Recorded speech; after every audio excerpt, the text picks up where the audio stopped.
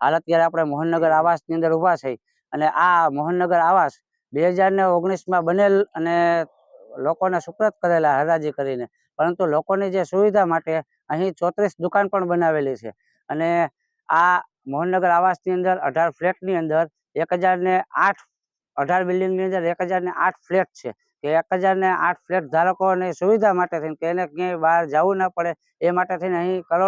પ્રજાના કરોડો રૂપિયાના ટેક્સના પૈસાથી અહીં 34 દુકાનો પણ બનાવેલી હતી, પરંતુ 2019થી આજ દિવસ સુધી જે તે સમયે જાડાએ મહાનગરપાલિકાને આપી દીધેલી સુપ્રત કરી દીધેલી દુકાનો, પરંતુ મહાનગરપાલિકાના કોઈ કુંભકર્ણની જેમ નિંદ્રામાં સૂતા હોય એમ આજ દિવસ સુધી કોઈ હરાજી કરેલ નથી. અને હવે જો ટૂંક સમયની અંદર જો આ દુકાનોની જો કાંઈ નહીં થાય હરાજી, અથવા તો અમને જો ફ્લેટ ધારકોને જે સુવિધા ન મળે તો 1008 ફ્લેટ ધારકોને લઈ અને મહાનગરપાલિકાનો ઘેરાવ કરશું એવી અમે અહીંથી ચીમકી આપી છે.